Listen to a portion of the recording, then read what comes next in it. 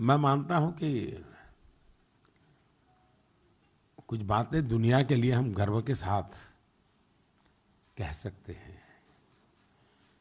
ये दुनिया का सबसे बड़ा लोकतंत्र है, लेकिन इस लोकतंत्र की ताकत क्या है, ये विश्व के सामने ले जाना, ये हम सबका दायित्व है। ये कोई सरकार का या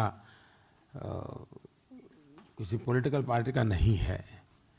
और मैं मानूंगा कि विश्व को हमने प्रभावित करना चाहिए कि हमारी डेमोक्रेसी कितनी वाइब्रेंट है, कितनी विविधताओं से भरी हुई है, कितनी अच्छाइयाँ हैं उसमें। अब इतना बड़ा चुनाव चल रहा है, 2 चुनाव ऐसे गए 2009 और 2014 के आईपीएल मैच को भी बाहर ले जाना पड़ा था। आज जब सरकार सक्षम होती है तो रमजान भी चलता है, आईपीएल मैच भी चलता है, ईस्टर भी होता है, हनुमान जयंती भी होती है, राम जयंती भी होती है, नवरात्रि भी होता है, बच्चों के एग्ज़ाम भी चलते हैं और चुनाव भी चल रहे हैं और सब कुछ। यानी ये हमारे देश की अपनी ताकत है। मैं इसको कोई सरकार की अमानत के रूप में पेश नहीं कर रहा हूँ, ये भारत के गौरव की बात है। ऐसी बहुत सी चीज़ें हैं जो आप लोग भी, और मैंने देखा है शायद पत्रकारिता जगत में नेचुरल कैलेमिटी जब होती है तब उनकी हालत बड़ी खराब होती है, दौड़ना पड़ता है। और दूसरी शायद चुनाव के समय होता है कि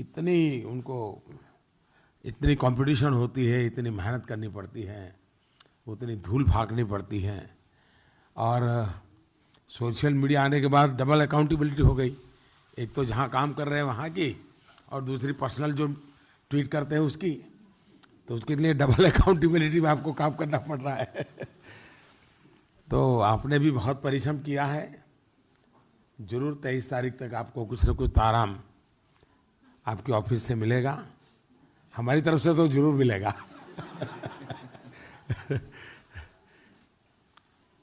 लेकिन बहुत शानदार रहा चुनाव, एक सकारात्मक भाव से चुनाव हुआ। और थोड़ा वेरीफाई कर लेना चाहिए, लेकिन मेरा मोटा मोटा मत है कि पूर्ण बहुमत वाली सरकार 5 साल पूरे करके दोबारा जीत करके आए, ये शायद देश में बहुत लंबे अरसे के बाद हो रहा है, बहुत लंबे अरसे के बाद हो रहा है। ये अपने आप में बड़ी बात है। दूसरा, तय करके के चुनाव लड़ा गया और चुनाव में सरकार बनती हो, वैसा भी बहुत कम हुआ है। बीच में जितने ही सरकारें बनी तो परिस्थिति ने जो बना दिया, उसको किसी को 1 साल मिल गया, 2 साल मिल गया, या तो किसी पारिवारिक परंपरा से मिल गया।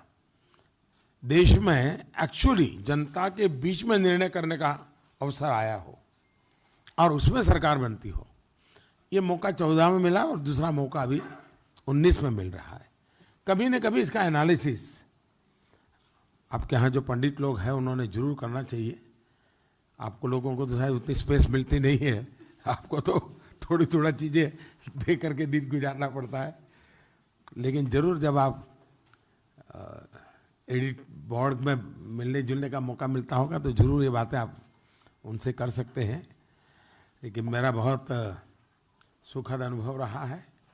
जब मैं चुनाव के लिए निकला तब ये मन बना करके निकला था, और आज आखिरी सभा तक उसी बात को मैं बराबर अपने आप को उसी धार पे रखा हूँ। और मैंने देशवासियों को ये कहा था कि मैं आपके पास आया हूँ धन्यवाद करने के लिए। 5 साल मुझे देश ने जो सहकार दिया, आशीर्वाद दिया, अनेक उतार चढ़ाव आए होंगे, अनेक मोड़ आए होंगे, लेकिन हर समय देश साथ रहा। और इसलिए मेरे लिए चुनाव अभियान एक प्रकार से 5 साल का जनता जनार्दन के सहयोग का धन्यवाद अभियान था। और मैं जहां पहुंच सकूं पहुंच करके मैंने धन्यवाद ज्ञापन किया है। आप लोगों के बीच भी मैं धन्यवाद करने के लिए आया हूं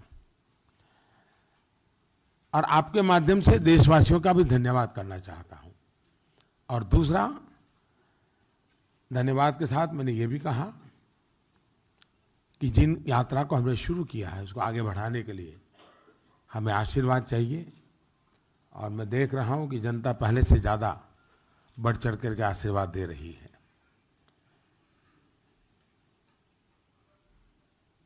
16 मई को पिछली बार 14 में रिजल्ट आया था और 17 मई को एक बहुत बड़ी कैजुअलिटी हुई थी। आज 17 मई है। 17 मई को देश में सट्टाखोरों को मोदी की हाजिरी का सबसे बड़ा नुकसान हुआ था। अरबों खरबों का नुकसान हो गया था सट्टाबाजों को। यानी ईमानदारी की शुरुआत 17 मई को हो गई थी मेरा शपथ के पहले, क्योंकि उस समय सट्टा बाजार जो चलता था वो कांग्रेस की 150 सीट के लिए चलता था और बीजेपी की 218 के आसपास का चलता था। 18 तो 75 और सबके सब डूब गए थे। तो शायद ईमानदारी की शुरुआत 17 मई से ही हो गई थी। सट्टाखोरी के दिमाग को बहुत बड़ा धक्का इस देश की जनता ने दे दिया था। और जैसे कहते हैं ना, पुत्र के लक्षण पालने में, वैसी वो शुरुआत थी। तो आज 17 मई है तो मुझे याद आया, मैंने कहा जरा आपसे शेयर कर लूं। सरकार बनना देश की जनता ने तय कर लिया है। हमने भी देश को आगे ले जाने के लिए हमारे संकल्प पत्र में बहुत सारी बातें कही हैं। जितना हो सके उतना जल्दी नई सरकार अपना कार्यभार शुरू करेगी। एक के बाद एक निर्णय करते हुए हम आगे बढ़ेंगे। हमारे सरकार की एक विशेषता जो रही है वो है लास्ट माइल डिलीवरी। और मैं समझता हूं कि ये शायद हिंदुस्तान में गवर्नेंस का नया कल्चर है। और जो अमित भाई बता रहे थे कि जो लाभार्थी के आखिरी व्यक्ति को हमने जो संपर्क किया है, ये अपने आप में, मैं जानता हूं ये मीडिया की दृष्टि से जो बातें अमित भाई बता रहे थे मजा आने वाली नहीं थी। तो चेहरे पर थकान भी मैं देख रहा था आप लोगों की कि ये क्या बोल रहे हैं, लेकिन कितना बड़ा परिश्रम के बाद ये होता है, कितनी बड़ी ताकत लगती है। एक संगठन के आधार पर चुनाव कैसे लड़ा जाता है, ये अपने आप में लोकतंत्र की असली ताकत है। ठीक है, अभी शायद ये आपाधापी में, तू मैं की दुनिया में इन चीजों के लिए लिखने के लिए आपको स्पेस भी नहीं मिलेगा। इवन इलेक्ट्रॉनिक मीडिया में भी शायद आपके लिए 2-5 सेकंड से ज्यादा कुछ मिलेगा नहीं। लेकिन कभी ना कभी आप में से कोई रिसर्च करना चाहे तो मैं जरूर अध्यक्ष जी को कहूँगा कि ऐसे जो इंटरेस्टेड जर्नलिज्म के लोग हो उनको जरूर ये बातें हमने देनी चाहिए, ताकि वो सचमुच में देश के लिए और उनके लिए भी कि भाई पॉलिटिकल पार्टियां सिर्फ ऐसे नहीं चलती है, लोकतांत्रिक व्यवस्था से इन चीज़ों को कैसे चलाया जाता है, ये अपने आप में बहुत बड़ी बात होती है। और अच्छा है कि देश की नई पीढ़ी को पता चले कि भाई ये ऑर्गेनाइजेशन कैसे चलता है, इतना बड़ी व्यवस्थाएं कैसे चलती हैं, इतनी बड़ी ह्यूमन रिसोर्स को इतना मोबिलाइज करना और बड़ा टारगेटेड फोकस एक्टिविटी देना, ये अपने आप में बहुत बड़ा काम होता है। इसका काफ़ी आंकड़ों में तो बताया है, लेकिन उसका स्केल आप देखेंगे। अब मेरी पहली सभा हुई मेरठ में, आखिरी सभा हुई आज मध्य प्रदेश में। दोनों का बड़ा लिंक है जी। 1857 की क्रांति मेरठ, और आज मैं मध्य प्रदेश में गया, वहाँ का एक भीमा नायक आदिवासी जो 1857 के आंदोलन का नेतृत्व कर रहा था और जिसको फांसी हुई थी।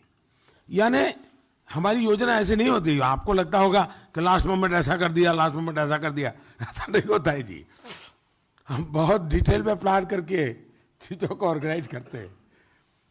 और उस ठीक है, हमारा प्रोग्रेसिव अनफोल्डमेंट रहता है, सब चीज़ें पहले से नहीं बताते हैं, धीरे धीरे आपको पता चलता है।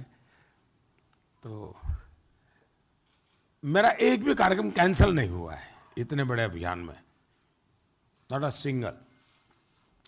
और बाय एंड लार्ज वेदर ने भी मुझे ज़्यादा तकलीफ नहीं दी है।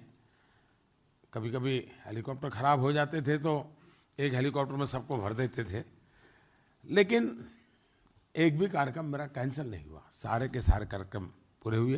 यानी एक प्रकार से डिसिप्लिन को जितना फॉलो कर सकते हैं करने का प्रयास किया है। और पहले दिन से चेहरे पर जो उत्साह और उमंग था, उसी उत्साह और उमंग के साथ आपके बीच आया हूँ। और अभी शाम का एक कार्यक्रम पूरा होने के बाद फिर से अपने सरकारी कामों में जुड़ जाऊंगा। तो धन्यवाद दोस्तों, आपसे मिलने का मौका मिला। Thank you very much.